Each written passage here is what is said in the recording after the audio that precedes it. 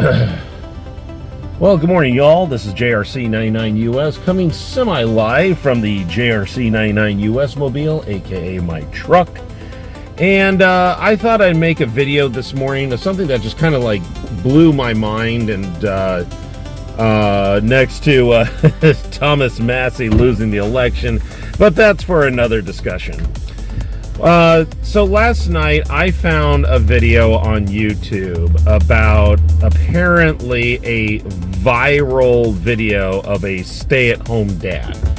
What is a stay-at-home dad, you might ask? Well, it's a stay-at-home mom. That's a dad. So that's pretty self-explanatory on that part.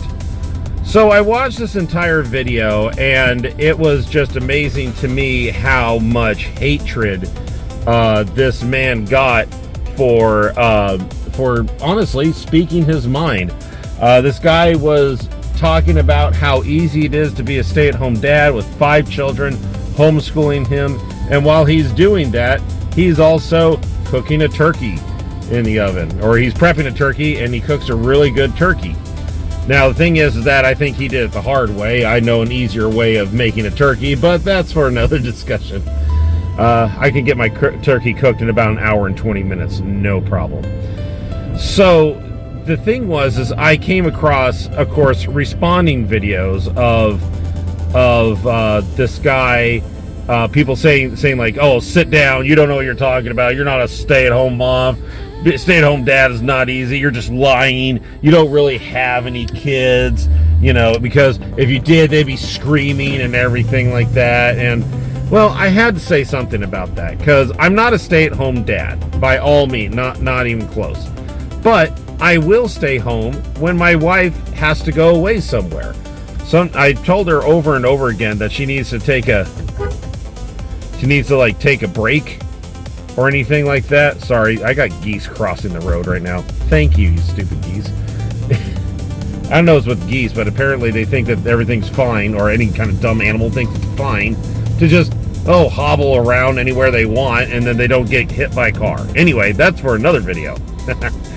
But I saw the response like, "Oh, this guy can't have, this guy obviously doesn't have kids, blah blah blah."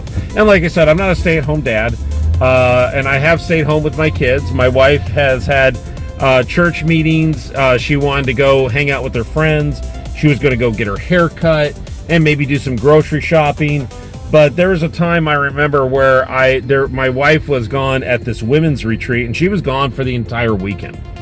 And I was a little nervous, but the funny thing is, I don't really say babysat, but it's kind of that way. But I've watched my boys when they were like infants, and even when they were toddlers, by myself. And it honestly turned out fine. In fact, it turned out to be easier than I thought it would be. So I was kind of like, yeah, it seems pretty easy. Now, I'm not dissing on my wife. Don't get me wrong. I'm not dissing on my wife. I'm so happy that she is a stay-at-home mom. I'm proud of her for being a stay-at-home mom. This is just to kind of back up the notion that, honestly, being a stay-at-home dad is pretty easy. And I know I might get some backlash against this. Well, sorry, it's just, this is from my experience. There was one time where she actually got to go on a women's retreat with all of her friends, which is great. Not a girls' trip, an actual, church biblical retreat. And she was gone for the entire weekend. The boys and I had a blast, an absolute fun time. They were well behaved. They did everything I told them to do without any little whining or complaining. And there was even a time where, this was also at a time, excuse me, where I was just about to take the boys to the park when a friend of ours, who I let borrow my car, she got into a wreck, and I did not know about this. And at the last minute, I had to drive up to Newport News to find out what happened. Thankfully, she was okay.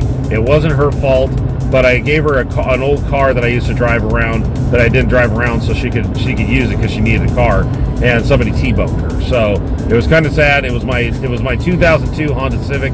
I used to call him Sid, and unfortunately, he was totaled. Thankfully, like I said, she was okay, and it wasn't her fault.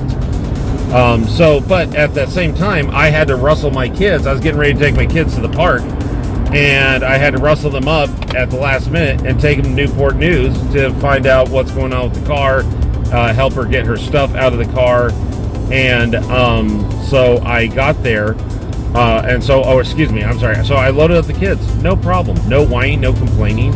I even let them bring their tablets. I don't usually let them do that unless we're doing maybe a long road trip or something like that. So I did that. Well, my youngest, he fell asleep in his car seat, which was actually his nap time. And he stayed asleep the entire time. My oldest, biologically speaking, my oldest was playing Minecraft on his tablet and having a blast. Nobody whined, nobody complained. It was all quiet. My oldest would ask me an occasional question, but that was about it. But otherwise, it went great.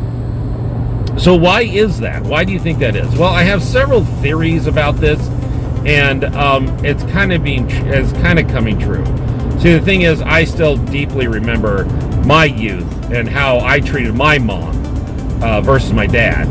And I can tell you, I'm embarrassed to say that I treated my mom like absolute crap. Now, the thing is that that's honestly a common occurrence with little boys, especially when they're getting older and independent. They don't want to be seen as the mama's boy and stuff like that. Some do, but that's usually when they're a lot younger.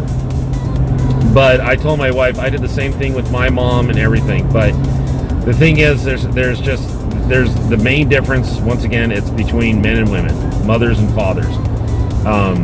The thing is that the mom is the nurturer, and honestly, that's all she is. And I'm not trying to be demeaning or facetious or anything like that. The mom nurtures, which is great. That's what kids need. They do need nurturing. However, the father is the disciplinarian, and everybody knows that. I mean, as we all know, a lot of maybe the older generation remembers, along with my generation, of when mom used to use dad as a threat. Oh, just wait till your father gets home. Oh, then the crap storm's really going to start.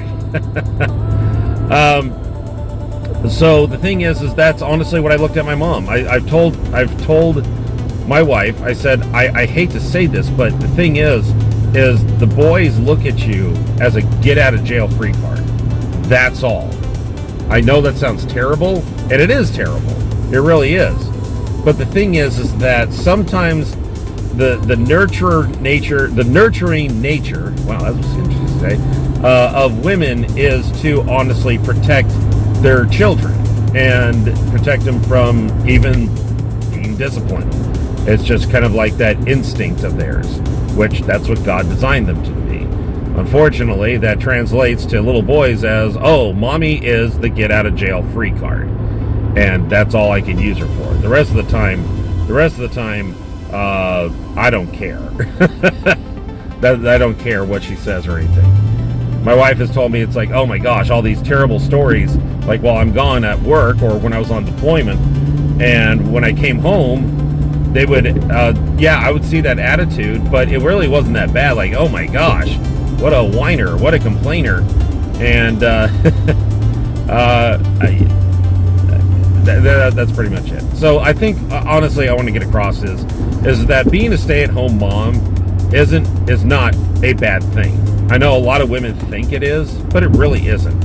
It's an honorable position, and it can be actually easier than you think it is. And that's what I'm going to say about that.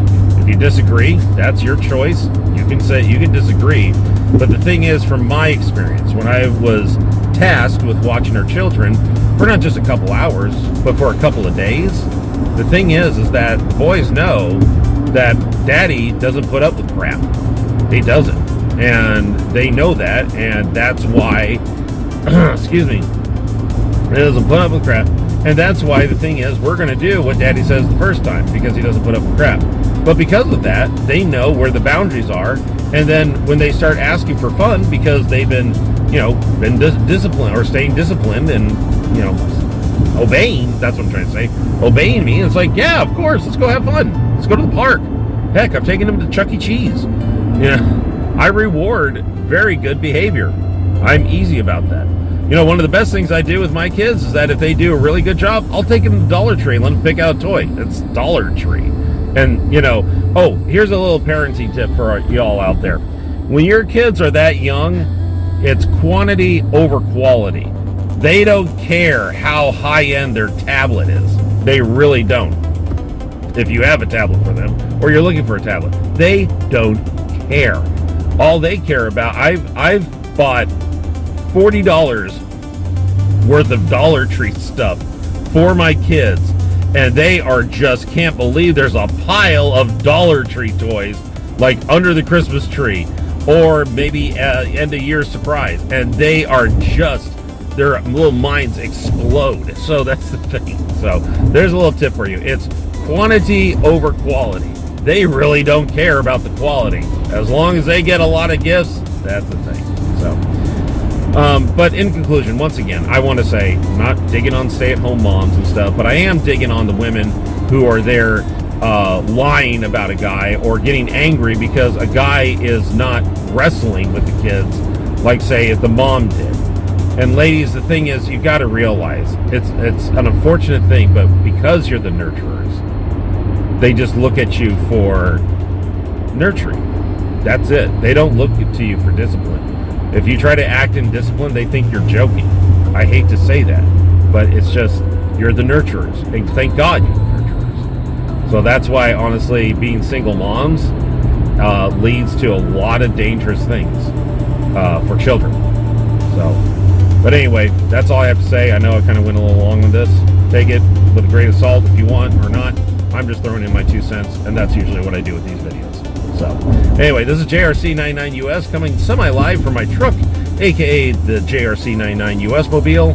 If I have anything else to talk about, I will definitely let you know. If you guys want me to talk about anything, please put a comment below.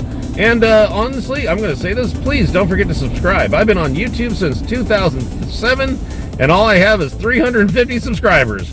I guess I'm just not that good, but if you want to hear more, just let me know. All right, guys, have a good day. Bye-bye.